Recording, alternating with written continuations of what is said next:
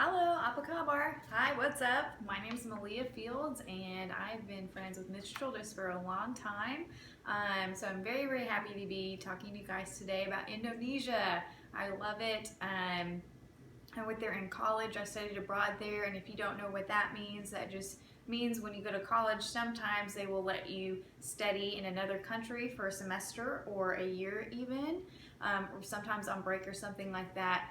And so that's what I did. I did that in 2012. I went for the spring semester and I lived in Indonesia, and it was a blast. I really, really loved it. So I'm just excited to share that with you guys today. So I've got a few questions that you have submitted to Ms. Childress and she's passed on to me. So I'm just going to read off some of those and then answer them to the best of my abilities. So the first one I have is, who's the president slash king? So Indonesia has a president, and his name is Joko Widodo, which is kind of a silly name. They call him Jokowi for short sometimes. And I don't know a ton about him. He was elected in 2014, so it was after I studied there.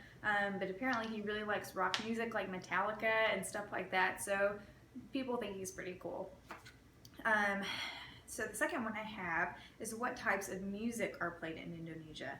So Indonesia is particularly Java and Bali and probably some other islands. Those are the ones I know the most about. So those are the ones I'll be referencing through most of this video. But they're very famous for a traditional type of music called gamelan. And gamelan is mostly percussion instruments, so things that you hit with a mallet or you bang on like drums or something. But what they have are a lot of instruments made of different types of metal. So they're similar to xylophones or gongs and things like that. They have some woodwind instruments. They're kind of like flutes a little bit, and then they have some string instruments that I don't know if there's really something that's similar to that. So, but anyway, all the gamelan bands, they learn and play from memory. So they usually learn in their village from somebody who plays that instrument, and they learn all the songs that go with all the ceremonies that they have for all the holidays that they celebrate. So that's usually how that is passed along. They don't read sheet music most of the time. So in Bali, where I lived for most of the time, my time there, they're very, very interested in art, and so I'll show you a couple of things that I have. The first actually is not from Bali itself or Indonesia itself, but it's actually my sister's skateboard, because Bali is very famous for the masks they make, and so it actually has one of those on here, which she didn't know when she bought it, but it's got this kind of crazy little bug-eyed guy right there. He's got some big teeth, and he's also on this side, so you can see it a little bit better.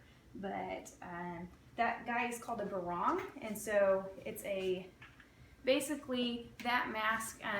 It's kind of, I don't know if you've seen kind of one of those Chinese dragging sort of things where it's got one or two or more dancers inside of it, but that's what that mask is for. So they do it at a lot of festivals and things like that.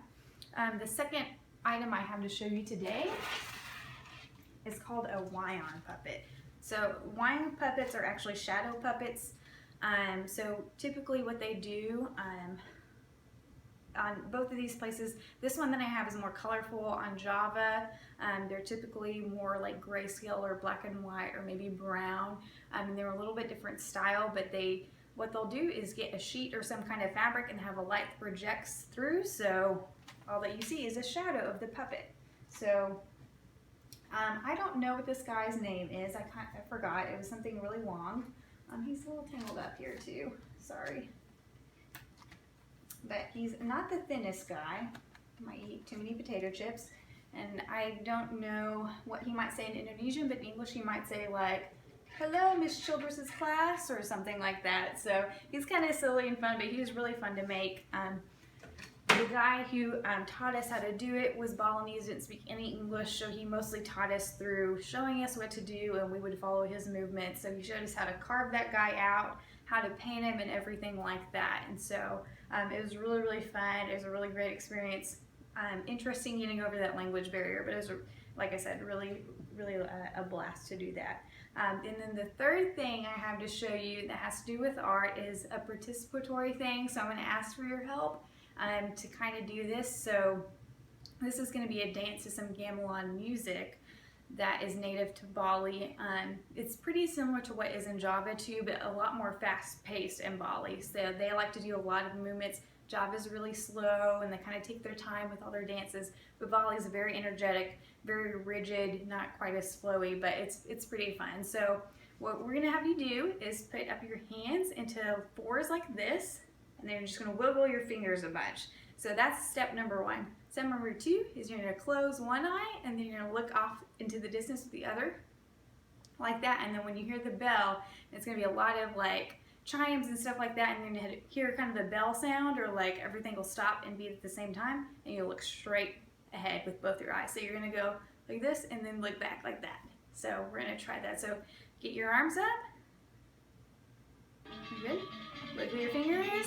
Put your eye. Oh. And then you do it again. Like that. But anyway, so that wasn't very good, but they'll do that. So they'll put up their arms and they'll kind of do this thing and then like that. So it's a lot different, and they just, you know, when you go to another country, you kind of assume that a lot of things are, even though they'll be in a different language, or maybe they'll use different colors to represent different things, that they'll be very, very similar, and that's not necessarily true. So in Bali, I mean, you eat different, even the toilet's different, but the dancing, you know, typically in like the US or Europe, you will not dance with your eyes necessarily, but in Bali, the eyes are very integral, so they really like tone those in, and the dancers are really talented because like you probably notice, it's not as easy to keep on beat when you know, just using your eyes, because you want to look out at other things and other people and things like that. So anyway, so a little short intro to that. So the third question I have is, what traditional games did you play over there? Unfortunately, I didn't get to play a lot of traditional games. There was one holiday that we had where we couldn't use any electronics or go outside our home, and the whole island kind of shuts down. It's pretty cool. It gets very quiet. You can see the stars really, really well at night. But we played Uno with some of my, like, I guess host brothers and sisters is what they call them. They call them your host family when they let you stay in their home. So we just kind of played some little games like that, but we didn't have anything that that was really traditional that I was able to do, probably because of the language barrier. So would have been a little hard to explain.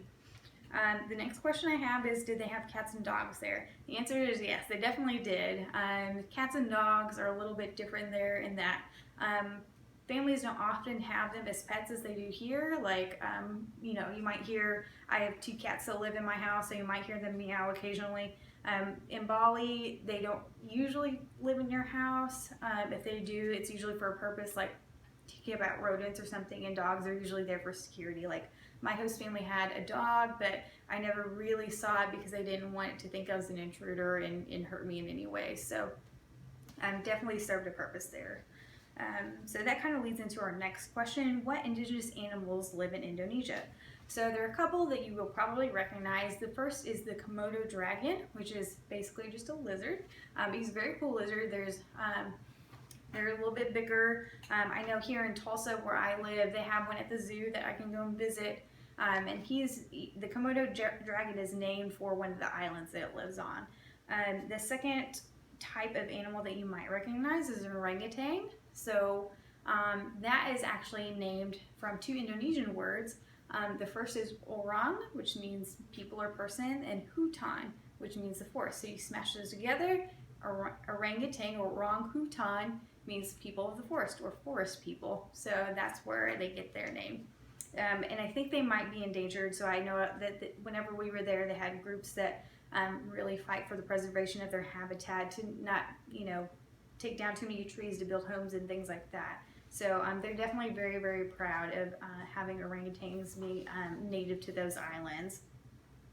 And then the last one that I'd really like to share with you guys, they have a lot of monkeys there. So there were a couple, I know in Bali at least, and I think in Java as well, you could go to what are called monkey forests.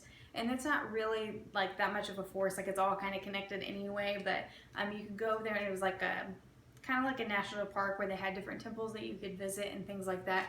And there would be a lot of monkeys that would hang around. So I got some pictures of them just kind of being silly and things like that. But they're also pretty ornery, so they're fun to watch, but you really have to make sure that you keep a hold of your sunglasses and your wallet, because they'll get in your pockets looking for snacks, and they'll take things and run off with them, and they might think it's funny, but turns out it's not that hilarious to you. So you just gotta be careful. Even though they're cute, they can be kind of ornery. So next question I have is, what sports did you play in Indonesia? So I saw a lot of people play soccer. They really, really love soccer. I don't really know how to play soccer, and I probably wouldn't be that good if I did, but I did get a couple chances to play volleyball, which I do know how to do with some of the local college students and then girls from our program that were there as well. And that was a lot of fun, a good way to connect and not have to focus on speaking in Indonesian all the time, but a good way to still connect with people from a different part of the world and a different community. So the next question I have is, what kind of shoes do people wear? So Indonesian people wear sandals a lot. It is pretty hot there. They don't have normal seasons like we do, like winter, spring, summer, fall. They have a rainy season and a dry season. So kind of no matter what the weather is, a lot of times, especially if they're dressed casually, they will wear sandals. And sometimes, depending on where you go, they will even wear sandals when they're dressed up. Like in Bali, they are Hindu for most of the island. The rest of the islands in Indonesia are Muslim. And some of the other areas, you might have pockets of like Christianity or other types of religions. But for the most part, those are the two predominant religions. So in Bali, like when the men go to temple, they'll wear shoes or sandals. Of course, they'll wear shoes, but and the women will wear like maybe heels or something like that. That's a little bit nicer, but usually sandals are the way to go. Even if you're riding a motorbike, they always wear sandals. So, and kind of leading up to that, what does traditional clothing look like? So, basic breakdown of this is, I guess a good way to explain it is you might have learned already in your study of Indonesia that it's made up completely of different islands, and there are so many different islands.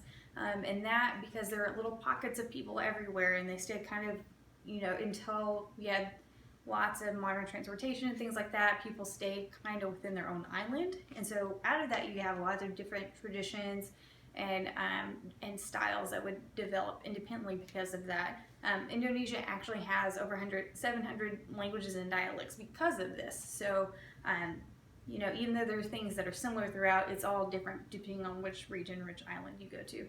So, one thing that is pretty similar throughout, but again, different styles throughout the country is batik. So I'm wearing an example of what batik looks like. There are also some over here, and basically what batik is, it's a style of dyeing clothes or fabric where you use wax and kind of dye it in layers, and so you get this different effect. And so sometimes you'll get things that are just kind of general patterns. This is batik that some Indonesian friends gave to me and my husband, and these are just some that I brought back from Indonesia, and it's all a little bit different depending on where you go. But so I guess and it kind of depends on what you're doing on each island, but if you want to do, like if you're getting married or going to temple or something like that, a lot of times people, even the men, will wear sarongs, which kind of looks like a skirt, but really it's just a long piece of fabric, and you can go to like a local market and get it. And sometimes they're really bright, sometimes they're kind of like greens and browns and things like that.